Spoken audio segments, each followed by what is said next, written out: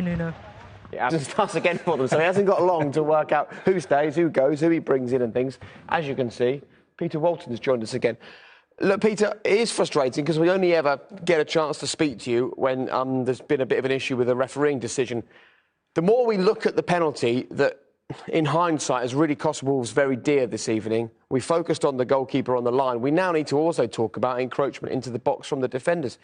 If you're the VAR officials, surely the first two questions you ask yourself is, goalkeeper on the line, anyone encroaching? Let's check that first. That's quite correct, Jake, and we've discussed the goalkeeper on the line, but the more important one for me is the encroachment side of things, that the VAR should also be checking to make sure that it's a legitimate penalty kick.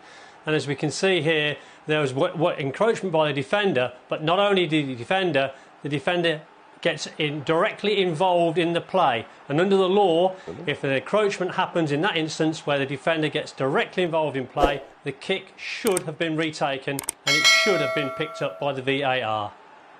This is so frustrating, guys. Look, Peter, thank you. But it's so frustrating because, you know, we've already said this is a season that's gone on for over a year for Wolves. They weren't the best team tonight. They didn't have a shot on target after that penalty. But if you've got VAR and you've got access to that technology, you just can't get those things wrong in those instances. Not if that is your sole job to do and look for. It's like Peter said there, he's not just going in the box. If he's in the box and he doesn't affect the play, then you can kind of get on with it. The fact that he's actually cleared the ball from the save is remarkable that no one's picked up on it. Yeah, we didn't catch it first time, but that's your job to do and see. Then I don't know how you missed it. See, that one's fractions. Yeah. That's the foot one. OK, well, we still think that it should have been retaken because of that. But the other one's easy. It's not even difficult. You know, everyone, there's no debate. You're seeing that as the ball's being played, he's got his foot well over the line and he's in, and he's cleared it. It was Carlos who actually brought Traore down as well, ironically. But that should have been retaken. OK, we don't know what would have happened. Jimenez might have missed again, I don't know, but there's every likelihood to put it in the back of the net. And the complexion of the game would have been completely different. Yeah. What's the process, Peter, that they go through in the VAR booth at this point? Well, at that point, then there's two people in the booth. There's the VAR and his assistant VAR, and they would both be looking at the broadcasting pictures that we are seeing, and they would be looking at all the different angles as well.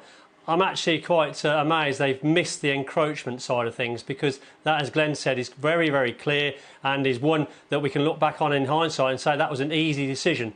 The goalkeeper on the line, however, I still think there's fractions involved there, and the VAR would have been looking at that direction across the goal line, not from the back of the goal, because that may give you a bit of a false dynamic. But understandably, there'll be a bit of hardship in Wolverhampton this evening, because the encroachment one I can't defend.